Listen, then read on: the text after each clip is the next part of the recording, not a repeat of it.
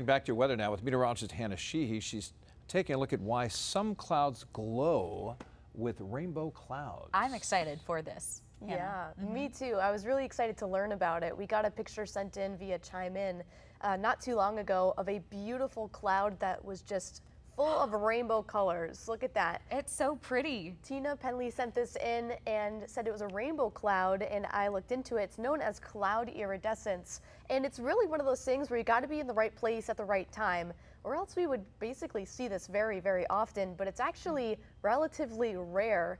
And it's very, very interesting. It's known as a process called diffraction. So we have lights that bend in many different waves or different wavelengths. There's reflection, refraction, and diffraction. So for cloud iridescence, we have diffraction where the light will come into contact with something and we'll have to kind of move around it, or it will disperse in many different directions. And this typically happens in high thin cirrus clouds, like the one you see in the background here from Jenny. And we don't have too many ice crystals or rain droplets, I should say. So therefore, they're able to kind of disperse in this fashion of rainbow colors. And there's other different examples of diffraction that might help you understand this a little bit better. It helped me a lot. This also happens on the rainbow-like effect on CD and DVD surfaces. Yeah. Yep. Colorful patterns on soap bubbles, on like your soap bars. And then the spread of ocean waves around an obstacle is also a great example of diffraction. And that really helped me understand it too. Because I can picture it in my head when a wave hits like a bigger rock and it kind of has to disperse around it.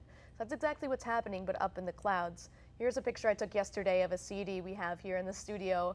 And you can see the rainbow colors spreading along the surface of this CD. And that's a real picture.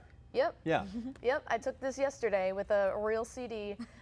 Jeff, it's just so bright. Is Well, what you're because saying. some people will question, because look at that, it's almost like a perfect rainbow. Yeah, like, all right, did you doctor that up or whatever? This is a real picture. Yeah, That's diffraction, is what you're saying. Yep. Okay. This is the light coming in contact with an obstacle, in this case the CD, and it is able to just disperse its light, in this case a rainbow form. This happens a lot when you see the Pink Floyd album, when the light hits the prism and it comes out rainbow colored. Yeah. It's basically what's happening here, but in a different way. So that's refraction, this is diffraction.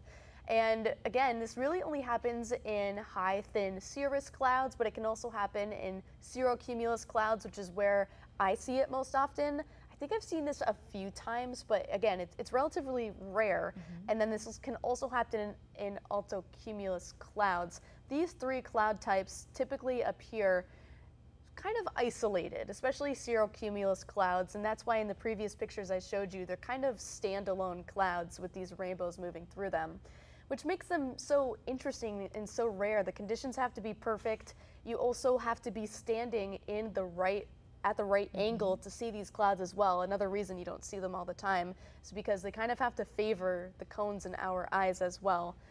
So it makes it very, very interesting. Have you guys ever seen these clouds? I was just driving with my sister a couple days ago. She's visiting here in Maine and looked up on a cloud. She goes, that's a weird looking, I've never seen a rainbow like that. And then I think it was on the cloud. So I think it was cloud iridescence, Hannah. Yeah. And I didn't realize how rare it was. I know, and it's beautiful too. It's really beautiful. It's nothing like a regular rainbow or even a sundog, just because those happen in really different ways. They happen, rainbows happen through the refraction and reflection of pure rain droplets, and that's how we can create the entire rainbow shape.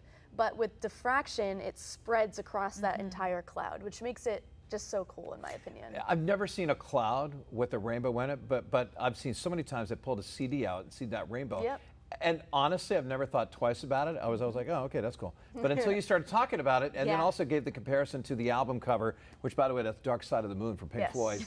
That's a perfect example of how it happens. Yep, exactly. And physics is very fun. And I love learning about it, and I love doing these little segments for you guys. That was fun. Yes, thank you. Of course. If you have any weather-related questions you'd like to ask, just scan the QR code on your screen and click on Weather Authority.